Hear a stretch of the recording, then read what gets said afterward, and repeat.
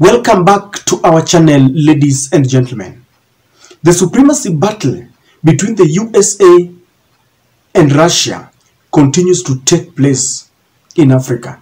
It is a battle of the Western nations and the Eastern nations, where the Western nations, led by the USA and the NATO group, continues to impose leaders in Africa, and they bully their way, making sure that those who are elected in power are presidents who are aligned to their policies. They are doing this so that they can have leaders who are pro-USA, pro-West, so that they will be giving them contracts. They want to wipe away China and Russia from the continent.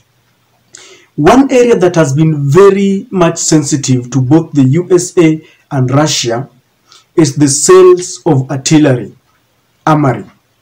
And there's a report that was released recently that is giving USA some sad news about the relationship between Africa and Russia as far as sales of arms is concerned. The report says that Russia overtakes China in race to supply arms to sub-Saharan Africa. Apparently, even the USA is not the #1 supplier of arms in Africa.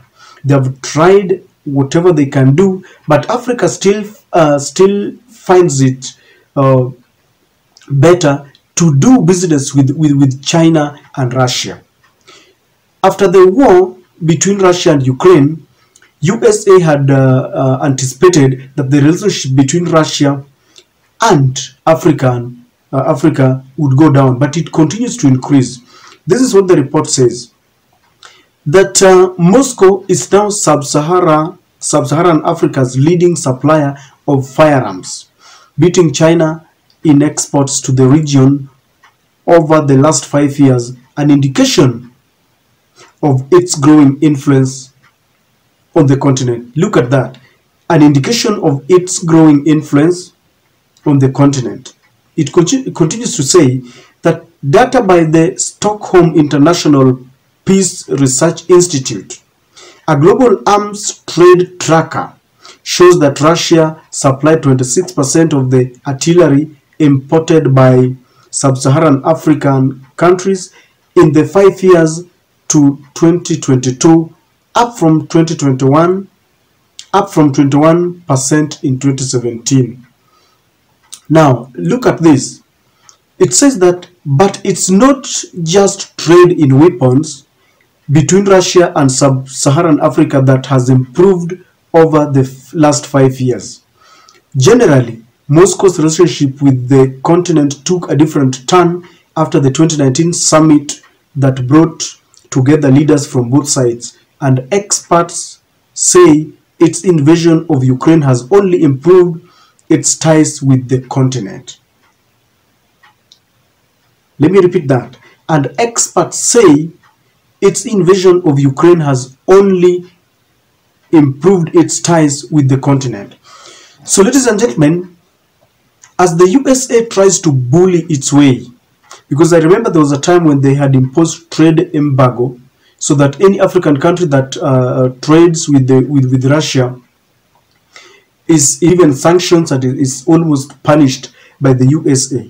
But you realize that the relationship continues to blossom. I'm one person who really, I don't know, I'm one person who does not support an invasion of one country into another, and so I want to stay away from the war between Russia and Ukraine. And I want us to delve so much in the relationship between Africa and Russia. You see, I told you that there is what I can call scramble for Africa, because China, USA, Russia are both trying their best to ensure that they endear themselves to Africa. What is so important about the African continent? One is the natural resources.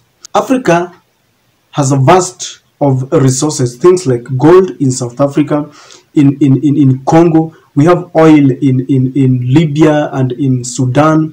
We have a very large forest in Congo, coal, and you can name them.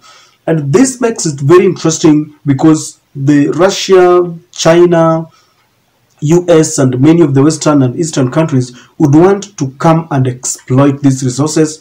This makes it a very important continent to the Western and the Eastern nations. Sometimes the problem is, instead of coming with clean hands, you will realize that they pit the oppositions against the government, so that the leaders continue fighting as they continue exploiting our resources. And we know all this. When leaders rise up to speak sometimes about it, those leaders are no more. They are annihilated and killed. Number two are the contracts. Contracts, especially in the infrastructure area, where you give them contracts to build roads and railways. That is also an area that has become a matter of interest to both the East and the West. There is also satellite monitoring, where they want to monitor each other. You see, the globe is full of some funny things that if it's exposed, you laugh. That America will always want to monitor, and the China, and at the other time, America was crying for that the Huawei software that has been placed in East Africa is really interfering with their satellite, and they had started a war or improving the satellites to ensure that they dismantle the Huawei. So satellite monitoring is something that is also very important. And of course, there is the sales of armory and artillery, war jets, and the guns and ammunitions. So that makes it another area that is very interesting, and they scramble for it.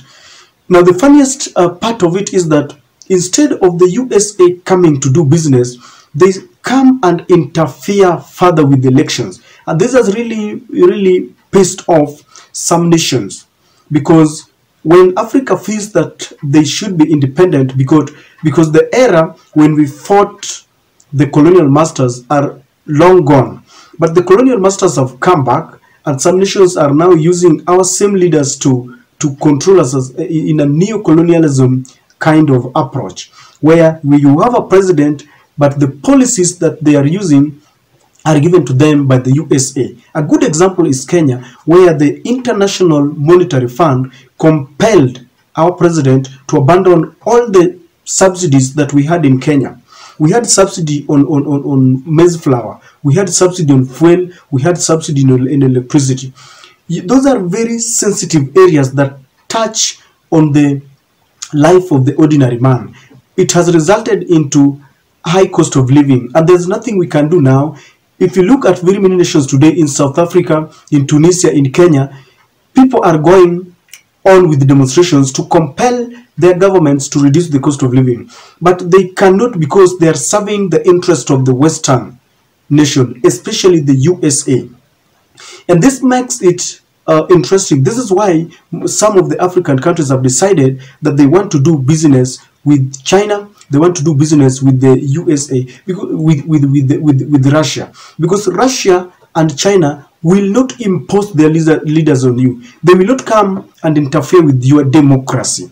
When someone comes to do business, if it is business on armory, let it be armory, and it stops there. When they want to come and get contracts, you'll realize that many African nations have decided to do business with China and Russia. Like in Kenya today, in the first 20 years, during the reign of Kibaki for the 2 terms of constituting 10 years, and then Uhuru Kenyatta came for another 10 years, they did some good business with the Chinese government. China has built many roads for us, including the famous Thika superhighway. I think that was the first time when Kenyans witnessed what a superhighway is.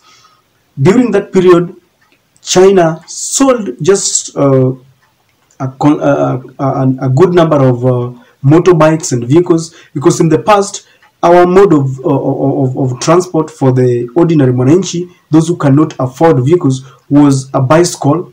But now it has improved, and it has made it even easier. But we've never seen China getting into our elections. I've never seen the Chinese government trying to impose a president. They don't interfere. But the USA has made it their practice that whenever we have an election, they are there. In fact, during the last August election, we saw ambassadors pitching camp at the Bomas during the counting and verification of results, something that should not be there. I always know that we wait for our ambassadors for the day when we are declaring the presidential results. That is when we invite them to come and witness the occasion. But they pitched camp in Bomas. You wonder what interest did they have there. Then during the declaration, even in the court, we had them telling their citizens not to travel to Kisumu. And then Gutierrez had to call Raila Amolo Odinga, preparing him, because they knew what they were doing. So many African nations have decided to do business with China and Russia. No wonder China was the number one supplier of artillery to Africa. But now Russia has overtaken it. You can imagine that even after the war in Ukraine, the war with Ukraine, Africa still finds it easier to work with Russia, because they don't want to get into this war. That war will be resolved with the correct mechanisms. But USA have always decided that they wanted to place embargoes and trying to intimidate Africans who are doing business with Russia. But Africa has realized that we treat our relationship with every country the way they treat us. You know, USA and the West would always want us to believe that their enemies are our enemies. And this is what sometimes back Mandela said, that these people want us to believe that their enemies are our enemies. If you are an enemy of USA or of the West, you are not our enemy. Africa will treat you the way you treat it. And so if there is a political war, if there is a supremacy battle between China, between Russia and the USA, we are not going to get into such power broker. We want to treat every nation the way they treat us. So with this kind of reports, it will escalate even to many. This is now on arms. You will soon realize that generally the trade between Africa and the other nations has increased in the East more than it is in the West. I remember there was the other time the USA organized for a US African summit where they wanted to woo Africa to do business with them. But Africa is looking at the West with one eye open and the other one closed, because now we no longer trust them. In Nigeria, if you look at Peter Obi, the Labour Party presidential candidate, feels that his victory was stolen. In Kenya, Raila Amolo Odinga, the Azimio leader, feels that his victory was stolen. Malema is piling pressure on Cyril Ramaphosa because the prices of the basic commodities have gone up. So we are looking at USA with suspicion. We don't trust them. This is why China and Russia have become our number one trade partner, because we want people who come to do business, period, and they don't get into our politics. So this is bad news to the USA, and we pray that we continue to get more of bad news until such a time when they will realize that we do not want interference in our elections. Let Africa stand together and unite together. The citizens know who they want to elect. We don't want America to come and choose for us who will lead us, because when we are suffering like right now, the cost of living is very high. They are not there with us. Instead, what we saw them coming to do is to now force us again to accept the LGBTQ, something that is not in our culture. We want the West to leave us alone. When the time comes when we want to talk about the LGBTQ, we will talk about it. We don't need. The other day, the US ambassador, Meg Whitman, said that they are going to fund the NGOs to ensure that they stand with the rights of the LGBTQ. We don't want. We are Kenyans. We know when we want to embrace LGBTQ, we will.